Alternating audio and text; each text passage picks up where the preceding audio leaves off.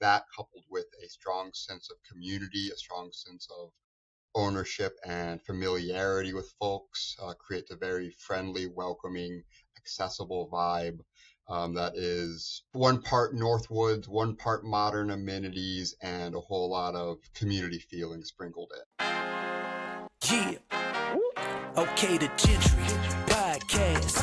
I know that you will be loving it. We here to break it down so that you start to understand your local government. Who are the leaders? Time to get active, do something about it. Dealing with jobs, the workforce, and affordable housing. Motivate and inspire. Elevate, take it higher. For the next generation. Knowledge is power for your community. Giving you the info that you really need. Time to make a change and a difference. Tune in, don't miss it. It's the Gentry. The Jentry Podcast. The Jentry Podcast. Making a change, switching it up. Hello, and welcome to the Jentry Podcast. Today, we have an incredible guest. I'm your host, Jonathan Mason, and with me, I have Alex Mansfield, who is the City Administrator of Amery, Wisconsin. He brings a wealth of knowledge, always in a spreadsheet, and spoiler alert, a video game did inspire him to do what he's doing today. But I don't want to steal his thunder, but I can't wait to get into it. Alex, before I do too much, how are you doing today? I'm doing great, Jonathan. How are you? I'm doing very well. Thank you. It's an honor to have you here, and I'm clearly excited to get going. But before we do, I have to stop as I always do. So what is the special sauce? What makes Amery, Wisconsin the best place to live in the United States? A bold claim, I'll defend it. Amery, Wisconsin is a city of about 3,000 residents, about 50 miles northeast of the Twin Cities metro, so northwestern Wisconsin. We are a city blessed with water. We have 3 lakes and a large river within city limits, so you're never more than a few thousand feet from a body of water. So everything from ice fishing, regular fishing, swimming, kayaking, canoeing, pontooning, hiking. Really, it's an outdoor recreation paradise all year long. That coupled with a strong sense of community, a strong sense of ownership and familiarity with folks, creates a very friendly, welcoming, accessible vibe that is one part Northwoods, one part modern amenities, and a whole lot of community feeling sprinkled in. I love that. Water and community are two things that both make me very happy. So I'm glad to see that you have both. Now, I say this all the time, but you can learn so much about a community by learning about their leadership. So I alluded to the video game earlier, but if you kind of talk through what was childhood like and how did that lead you to leading a city? So the video game in question is SimCity for the Super Nintendo, way back in the early 90s. Kind of a core foundational memory is urban planning. As a 2, 3-year-old, I knew that you probably didn't want housing near a sports center, but you needed a road between the two in some way, shape, or form. And what does effective tax rate do on angry customers in your city hall? So that civic mindedness has always been present in my life. I am second generation in this line of work. My mother, who has long since passed, unfortunately too young, was also a city administrator and really is kind of my guiding inspiration and light, who instilled in me from a very young age an idea that you should use the skills, talents, knowledge, and abilities you have to grow the sense of community, grow the sense of service delivery, and really be a force for good governance in the world and in the part of the country that you have the ability to influence. Do so ethically, do so responsibly, use everything you can to promote the general welfare and good. So that was a very early inspiration for me to follow in her footsteps, join her line of work, and do everything I can to be a source of ethical management and professional service delivery for folks who need it. So city government's the natural extension of it. It's fighting the good fight for clean water, adequate public safety responses, helping to grow urban development, as well as ensuring that all those things are done ethically and responsibly for the good of the people. So it's kind of in my DNA. It's kind of a thing that I've always gravitated towards. I get math, I get people skills, I get planning, I get A little bit of art, a little bit of balancing the scales, a little bit of public speaking. I get to do everything every day and have a little bit of hats and a little hands in a lot of different pots and wear a lot of different hats. And it's really, really a rewarding and noble profession. Wow, Alex, I love that for a few reasons. Obviously, the video game was just it hit close to home for me. Like I grew up playing Sin City, but I never really thought about how that may inspire the next generation of civic leaders. Another one was life. Like I always wanted to be the president or the one running the city. So I just love to see how small things like that can influence somebody like yourself. But the main thing that is so inspiring, and I feel the same. My father does something very similar to what I do, so I'm very much in the family business. But to see that your mother set the stage for you before she left, but it is still with you. But she's her legacy is still going further. And similarly, when I lost my dad, I wanted to keep his legacy going forward. So what a legacy of civic responsibility.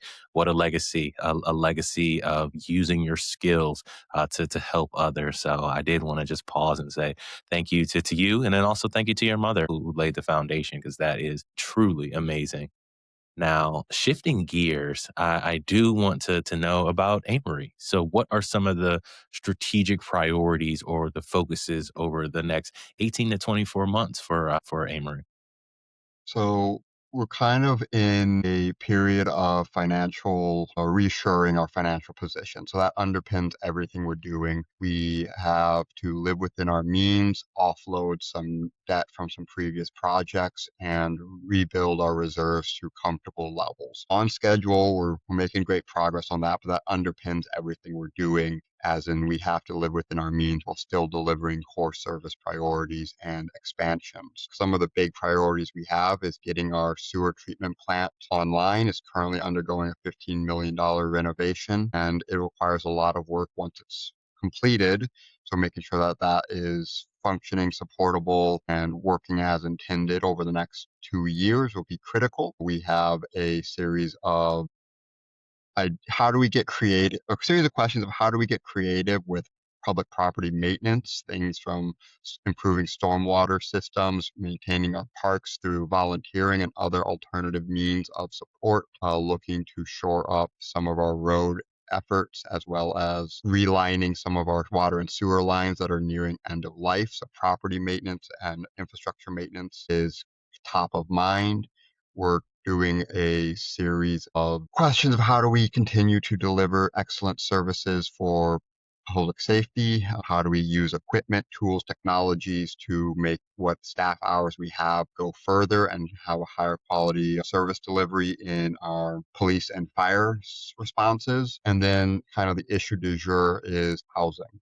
How do we encourage economic development through housing development? And how do we encourage a variety of housing models, from the single family residential to multifamily to large scale, small scale? If you want to do a tiny home park, great. What does that look like? So we're trying to get creative in housing and really looking at incentive programs, looking at our zoning code to see if that needs a significant overhaul, which we're in the process of, and really seeing if we can try and from a regulatory standpoint, move the needle on the overall need for additional housing development in our community. So those are kind of the big ideas. How do we deliver excellent service within our financial confines, and then how do we encourage growth of the tax base and address the biggest need, which is the need for additional new modern housing, infill development, expansion, and really make Amory a good place to build, establish, and grow that sense of community in a non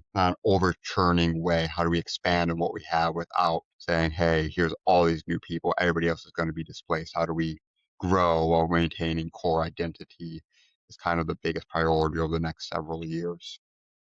Wow, that is impressive. You're tackling a lot of different challenges, but it sounds like you have a very well thought out plan on how that growth is going to come and how you're going to support it and how you're going to maintain fiscal responsibility. I did want to double click on housing. You said a lot of different factors from the housing stock to how you want to redevelop and what parcels you're looking to redevelop. Is there one big challenge, if you could pinpoint it, what would be the biggest challenge in housing for Amory right now? Be it the housing stock question, is it affordability? Is it inability to maybe age in place? You need workforce housing. There is one big challenge. I know it's a multifaceted issue, but what's the top one? I think our biggest challenge at this time is the physical confines that we're working within, both from physical and regulatory. So, like I said, Amory is surrounded by water, which is an amazing amenity, but it also has impacts on the physical space we have to build. We're not surrounded an immediate jurisdiction with loads of empty fields that folks are trying to get sold to developers. We're more or less constrained by geography, by soil conditions, and then by properties that are not seeking to sell, they're seeking to hold. Like, okay, fine, great. But it kind of constrains in which direction we can grow and how. So I think that's kind of a big issue, hence why I've mentioned infill development and trying to incentivize turnover in that manner. And you said ask for one, but the other item is yes, it's that affordable or attainable housing for workforce eligible. We've seen in this region dramatic price increases since COVID, and those come at a cost to people who are already here. So how can we, through a variety of options, create housing that is great for people who are going to be here for a season, people here for a few years, people who are looking to establish their lives in its entirety, who are on the working side of things, people who are looking for a comfortable place to retire, and then people who want to have the really nice large scale houses. Is there space and effort for them? So trying to make all those work within our geographical confines and the broader housing market right now is kind of the challenge to be addressed, and working on it. But we have to, be very intentional with how we can grow, support what rules we have, and how we can make that process work to inch by inch expand out as we need. Wow, it definitely. I always think of that with every opportunity, there is a challenge on the backside of it, and vice versa. So having, an amenity that, like I said, I'd love to be around water, but it comes with another side of that is it also eliminates some usable land. But it sounds great that you guys are trying different ways for the focus on infill and focus on incentives to increase turnover. Now, one thing I didn't hear, and I can understand if there's not a lot of land to go around, but I did want to ask, do you guys have any municipal land or municipal property that you guys have thought about or are trying to utilize to increase housing? Yes, but in a roundabout way. So the city currently owns 20 acres of land that we're actually holding for a industrial or primary employer use. So the thinking is, well, we need housing. Housing is great, but housing is built based on pent up demand as well as availability of land. So one of the ways to increase the visibility of Amory for those housing developers who are able to put in 5 housing units a year and really finance their way through the infrastructure requirements to support large scale housing development, or even 20, 30 new housing units over a period of time. You also need the chicken for the egg, which is primary employers that create that demand. So we have 20 acres of property in an industrial park that we are seeking to find qualified developers for, who can build a facility that will employ 10, 20, 50, 100 people, and have that be a signal to housing developers. Say, hey, we're open for business as a city of Amory. There's these wonderful new developments coming in, like we're getting a hotel over the next year, which will be great. And this is a really surefire way to make your investment into new housing stock, be it an apartment, be it a single family development or multifamily development, worthwhile because you have a source of demand coming on board. So while we also need to incentivize housing, we need to incentivize the drawers of housing, which is the primary and secondary employers to create that additional demand, which would justify the housing. So we have a lot of demand pent up. We have needs currently, but by expanding in both directions, we can kind of have them feed into each other.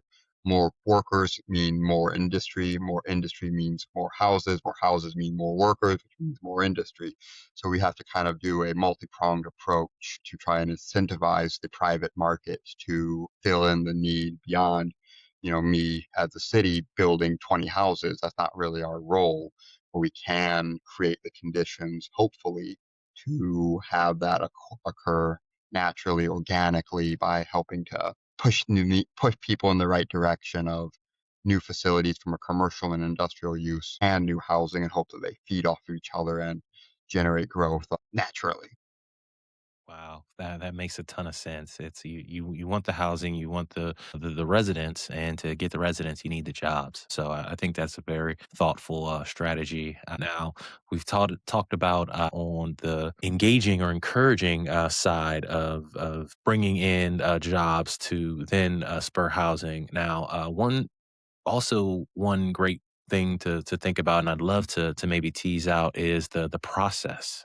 So have you guys gone through with a developer in which they identified some piece of land, they wanted maybe an incentive or some help, or they went through the process and then it did not end up becoming housing units, and then on the flip side, maybe an example of one where a developer did come in and was able to create units after working with the municipality. Sure. So I can give you both examples. Let's start with the not quite as successful project. So the city owned a piece of land, or still does. We had somebody looking to build an apartment building there. Okay, great. Market rate. That's a need. Fantastic. 60 unit space. They had their clearly had their ask from the city, and while it was a substantial ask, could be workable as long as we had the appropriate valuation from the project. It was what's called a pay-go incentive, so it wasn't upfront contribution. Although they had that, we can make that work. Okay, fine, but it's also based on the increment of the value of the property that the property would generate upon completion, paid back to the developer or the owner over a period of time. And they had their ask, they had their figures. Okay, fantastic. Let's see if we can make this work. And while we could have made the upfront contribution work, as well as some of those technical requirements, this was that whole wet soil I was talking about. It needed geo peering down to bedrock through the soil to support the building. Okay, cost there, not astronomical, could be worked fine, but the overall value of the construction was significantly below the cost of the construction, so it didn't work on the private side for a completion, and it wasn't a gap that this city with our means was able to fill. An entire year's worth of operating budget cannot go towards a single project, as nice as the project would be. So that was not workable on the private or public side with the requirements they needed in order to make that project come to life. So an unfortunate loss, but we're trying that site again, see if there's more we can do. A successful project we've had, it was a developer came in, identified a parcel of land, currently was vacant, and said, want to build 42 new housing units, a mixture of single family and then zero lot line twin homes. I would like the city to, because it's in a tax district, cover half of the cost for public infrastructure improvements, about $1 million total, 500,000 on our burden. But because they were going to build at a certain timeline, a certain number of houses of a certain number of valuation over 5 years, it was, from a pro forma standpoint, very doable. And that project went in last year over the course of the summer, new roads, water, sewer, then the private infrastructure of gas and electricity and internet, all paved. They're starting construction. Houses are selling before they're even built. So that project has been on time, under budget, and already filling up. So I think a really good measure where the city took on some of those costs for public infrastructure. We had a private developer who was very willing to invest and to meet a schedule and to build. And that has been a very successful project at this time. And a new crop of houses is going up as we speak and will continue to be filled over the next 3, 4 years. So very successful project, and we hope to have more, we'll be able to replicate that elsewhere in the city. That's very amazing. I'm glad to hear. It sounds like that was a true partnership. There was give and takes on both sides, but you guys were able to meet in the middle and create that long term success for the community. So definitely tip my hat off to there. Now I've heard a lot of different types of housing, even in the quick examples that you've given. If you had to pick one type of housing that you may want to like focus on, be it townhouses, duplexes, large multifamily, or is there any one that you think would benefit the community the most? I think the community is in need of, or needs of all, but I think the apartment, the multifamily apartment structure is really beneficial. That is a great way to provide a lot of market rate housing. Not everybody wants to own a home. Not everybody wants to live in a single family residential and have that permanent commitment while they're or able to make that kind of commitment, because houses are a great asset, but they're also a massive liability, as I learned first time homeowner myself. So I think that apartment need, that rental housing for people here for 1 to 5 years for work or various reasons, or maybe don't want to take on the full cost and responsibility of home ownership, is a great and very much missing piece of that what termed workforce, or that missing middle market rate uh, rental housing that is available, has a turnover, has needs.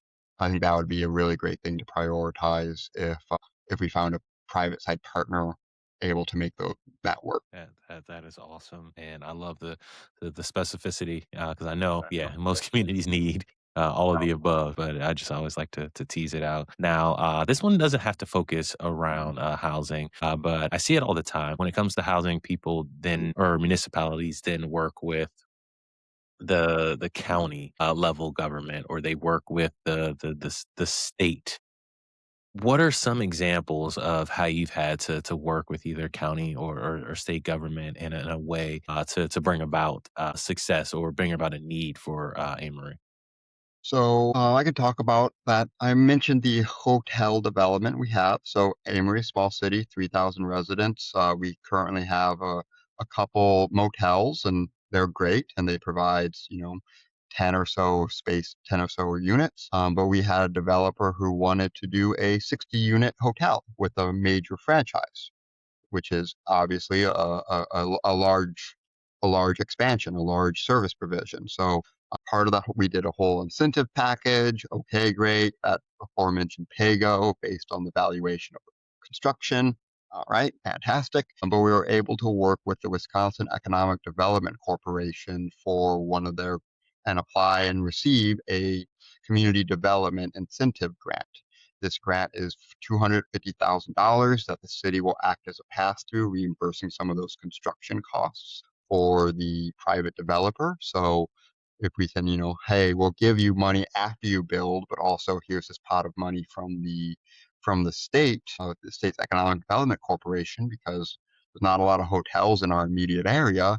They're willing to provide some dollars to offset your construction costs, because this is a need and will help provide other sources of revenue for the broader community. People come into town, they rent, they eat, they borrow fishing boats, they do other things, they shop, they do all those other efforts. So the state was willing to chip in some dollars to help offset that cost, and therefore help it make it a more viable project for the private developer. So I think that was a really successful project where we had some state funds involved. A number of state loan programs are enabling that $15 million wastewater treatment plant project. So a more favorable interest rate than what the market could support, helps keep utility costs controlled, as we do that state mandated cost of a new facility to be able to handle additional capacity we may have 20, 30 years in the future. And then we've had some project with the county where they provided no cost loans or are willing to provide no cost loans for housing. So a housing developer wants to come in, they build a certain number of units. The county is able to provide a no cost loan to them.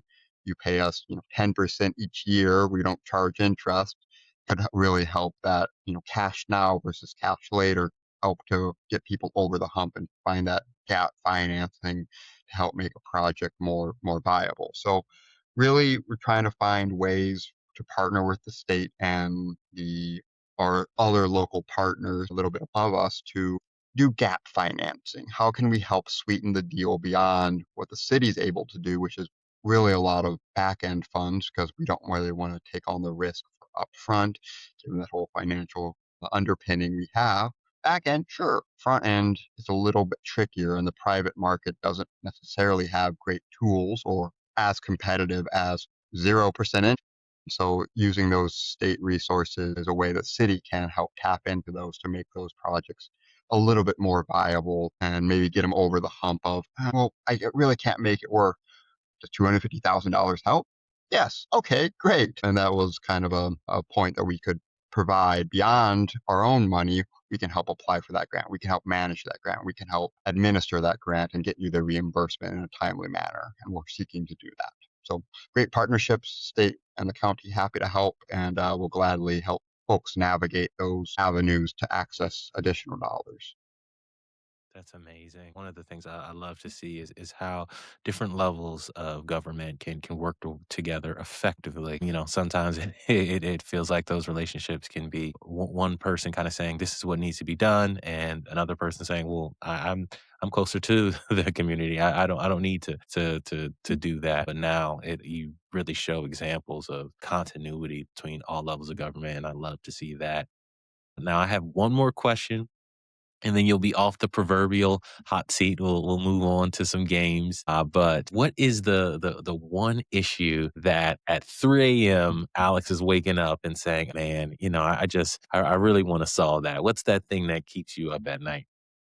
Oh, childcare, childcare, childcare, childcare. It is such a sticky problem. I know it's a problem not just for Amory, but for most communities and most people in the U.S. But goodness, it is a challenge. Amory has at this time one childcare service. Oh, we have a couple in-house. I shouldn't say one, but one larger provided by the school that has a hard cap and doesn't meet the overall demand in our region. So we have a need for additional private childcare facilities to help fill that gap. We talk about workforce. Well, workforce is curtailed by family obligations, and there's not enough great options for childcare. And as a younger person myself, it's a major consideration. As I think about other people in my similar age demographics or who may already have kids, it's a major constraint. It's a constraint for new development as they seek, well, if I have a new factory and I have 100 people, are those 100 people able to live here and support their family as a whole? But it's a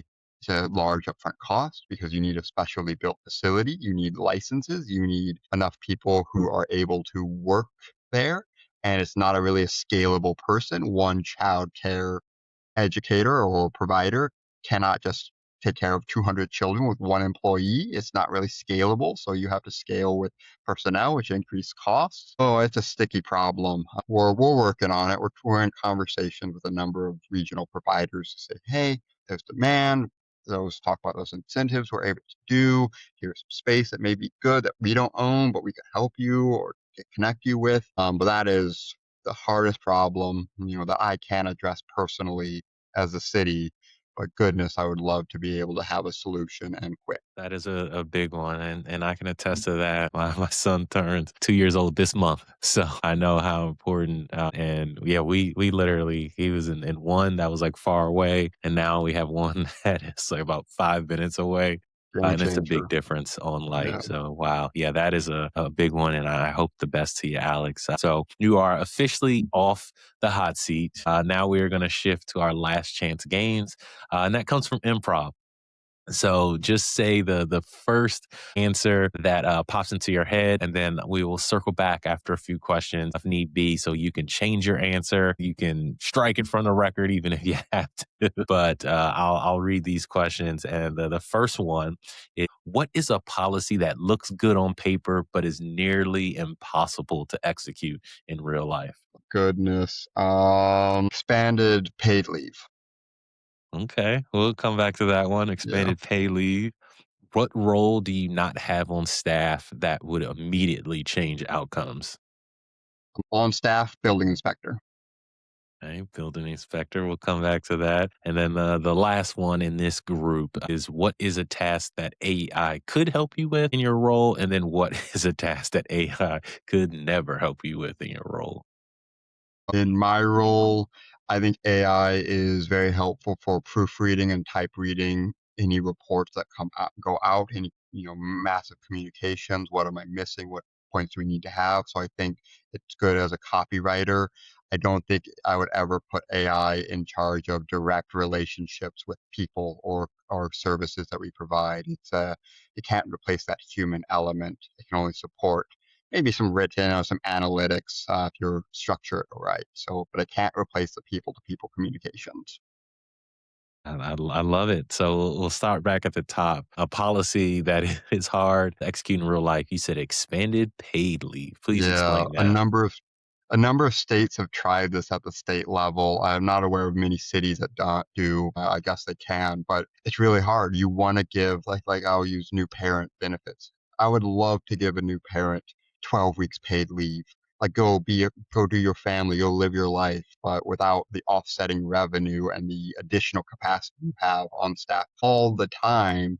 It's really, oh yeah, this person's gone for 12 months. Who's going to do their work? How are we going to pay for it? I think it's really hard to do and do it well. And there's a lot of need and a lot of demand. We know about paid leave for family and medical needs, but it's a really, really challenging thing to do at the state or even especially at the local level. Makes a ton of sense. It's so important, but it is hard to think creatively and then enforce it. What role on staff would help out immediately? You said a building inspector. Please explain there. So we contract a building inspector. And works great, fantastic for permitting and the actual inspection. But when there's a core service that we don't have enough demand in house to offset truly, we need to contract it out. But goodness, it'd be nice to have that level of customer service in house and be able to have a little bit more control over timeliness and our own permitting process. So it's a kind of a challenge when you have a major responsibility that you need to contract out, and no issue with it. But goodness, it'd be nice to have that service in house and under a true building department within the city structure rather than sharing with 20 other municipalities for the provider who does it. Makes a ton of sense. Now shifting to AI. You said AI is good for proofreading, but not good with people. Can you explain that? Sure. So, it's good if you have a memo or a presentation you want to proofread. Does this make sense? Is my point being made clearly? Is my words writing? We use AI in the police department to help with report writing, turn body cam footage into an actionable report, be sent out to the DA, pending human review, human intervention, assisting, not writing it for us. So it's good for those kind of capacities. But I have immense amount of hesitation when it comes to things like chatbots, customer service chatbots, or with, saying, hey, customer, hey, business we work with, hey, counsel, you're not going to get me, you're going to get my AI assistant. Good luck. I think that is a step too far, especially when people to people relationships are so important that they need a human element. They need to know that their concern, their topic, their issue is being taken seriously, and they need a human being on the other lines, a point of accountability when it's a system where its responses aren't being navigated. Well, the AI told me I could do this. That's not great, is it? So it's a useful tool to support what staff's already doing, but I don't believe at this time it can take the role out of staff away completely, especially in those human to human relationship related roles and responsibilities. Makes a ton of sense. And yeah, I still get pause when I'm like calling a customer service and they're like, talk to my AI. And I'm like, zero, zero, operator, operator. I just need to talk to a person so they can hear my Mhm. issue. So with the next set, what do developers understand that sometimes municipal leaders may miss? And what are some things that municipal leaders understand but developers may miss?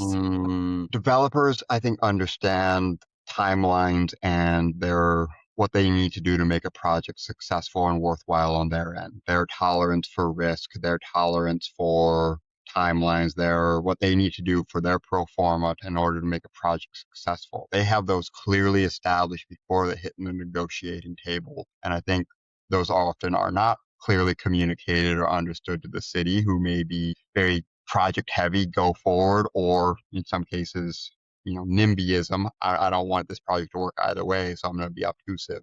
I think there's a mismatch of they're seeking a certain number, and you have to guess what that number is. They'll tell you, but it's a little bit above, and how do you negotiate it down? So I think municipal leaders really need to be cognizant of what the developer needs in order to make it a successful project, and if they can meet it, great. If they can't, walk away.